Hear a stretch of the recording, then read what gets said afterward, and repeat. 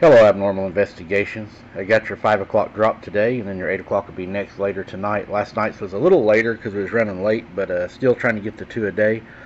I want to thank each and every one of you for going over and listening to AI Seeking the Truth, where Kaylee is narrating part-time. That channel has blew up in the last 2 days. Kaylee is pushing it way toward monetization, and I appreciate y'all helping and supporting us there also. You guys are the best.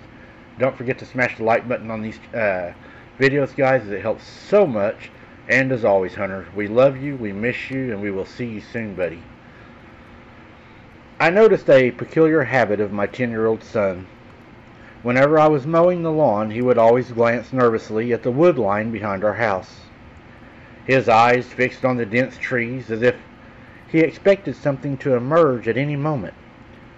At first, I thought he was just fascinated by the woods, but as the days went by, his behavior became more frequent and more pronounced. I asked him what was wrong, but he just shrugged it off, saying he was just looking at the trees, but I knew my son, and I knew a sense of lingering fear in his eyes. It was as if he had seen something that had left an undeniable mark on his young mind. As the nights drew in and the darkness seemed to press on, I began to feel a creeping sense of unease. It was then that I started to notice strange noises in the woods. The snapping of twigs, the rustling of leaves, and the occasional low growl that seemed to reverberate to where I'd seen some large, weird-looking footprint the other day. It was as if something was lurking just beyond the tree line, watching us, waiting for a moment to strike. But I had brushed it off, I guess, maybe just hoping that it would pass. At first, I thought my son was just using his imagination, but as the days went by, he continued to wave at the woods and talk about the big dog that was waving back at him.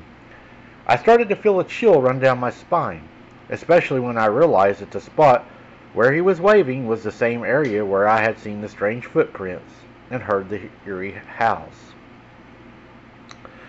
I tried to brush it off as a mere childish fantasy, but the persistence of his claims and the conviction in his eyes made me wonder if there was more to it. Was he really seeing something, or was his mind playing tricks on him also?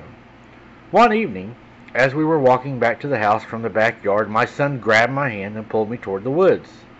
I stopped him, of course. He said, "Dad, come see. The big dog is waving at us," he exclaimed. And then I saw it, Mike, a towering figure shrouded in shadows. My heart raced as I realized that my son, well, he had been telling the truth all along. But what was this creature, and what did it want with us? Later that evening, we had dinner, and we had spoke a little bit about it, not a lot.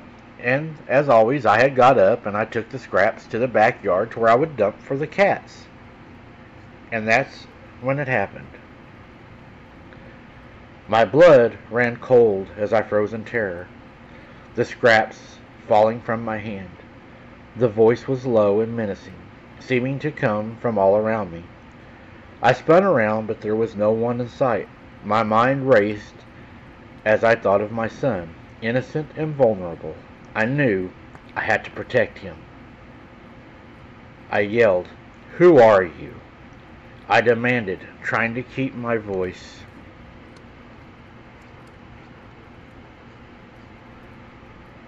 And then the voice laughed.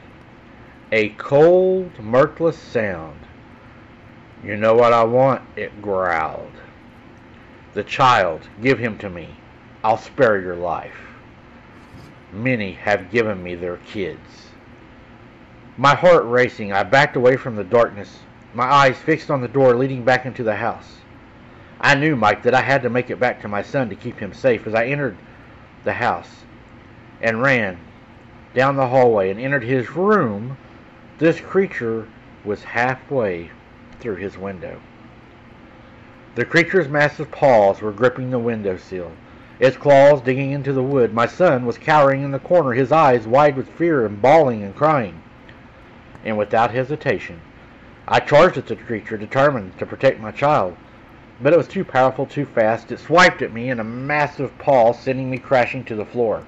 I struggled to get up. The creature began to pull itself onto the room, its eyes always fixed on my son.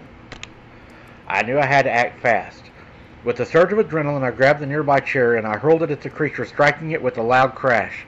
The creature roared in pain and anger, but it didn't back down. It kept coming, its eyes blazing with an unnatural hunger. I knew then that we were in for a fight for our lives. I grabbed my son's t-ball bat and I hit it right in the nose. It yelled and jumped out the window. As the creature fled, I stood panting, my heart racing in the fear and adrenaline. My son was shaking in the corner, his eyes fixed on me with a mixture of terror and gratitude. I rushed to his side, gathering him in my arms and holding him tight. "It's okay, son, it's okay," I told him. I whispered, trying to comfort him. "We're safe now, it's gone." But as we stood there, listening to the silence, I knew that we couldn't stay in the house. The creature could come back, and next time it might not be so lucky. I grabbed my son's hand, and we made a run for the car, speeding away from the house and into the safety of the night. As we drove, I couldn't shake the feeling that we were being watched, that unblinking eyes were following us from the darkness. I knew then that our lives would never be the same, that we had stumbled into a world of horror and fear, but I was determined to protect my son no matter what terrors may lay ahead.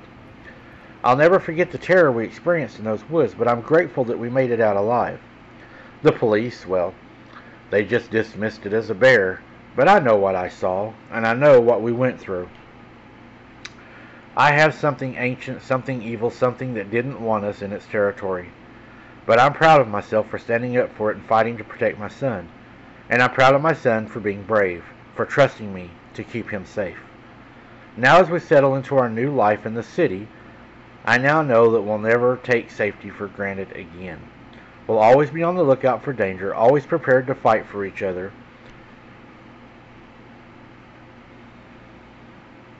and always be there for each other. We will never forget the lessons we learned in those woods, that safety is always first. And I tell anybody out there that's having these kind of encounters, if it's that bad, move to the city. It's not worth fighting for if you could lose your son or a child or a loved one. Let them have it, is what I say. Don't trust the lights, don't trust the cameras, just get the hell out of there. Well, some people don't have that luxury to be able to leave their house. I know my granny, when she had all that happening at her house, number one, she didn't have the money to be able to move. And number two, they were stubborn back then. That was their property, and they wasn't going to give it up to anything. They worked hard on their property back then. You know, that was a way of life. They farmed it. They had their gardens, they had their animals, and that's how they survived. And if these people would have moved off of those properties, then they would have lost their way of survival. So a lot of people don't have a choice but to fight back. And I'm a proponent that I believe that, you know, lights, motion detectors, cameras and all that, I believe they do give you a sense of safety. And they're coming out with new alarms now that have lasers that shine from them. You can set up, you know, perimeters and stuff that sounds loud light or sounds and stuff. I think those may even be helpful too. What do you guys think? Let me know in the comments. Should you fight for your land? Or if you can leave, should you leave? I'd be interested to know what you all think. Thanks again for watching, guys. Don't forget to smash the like button. Don't forget, 8 o'clock tonight, Central Daylight Time, we will drop another one. Thank you so much for your support, and we'll see you on the next one.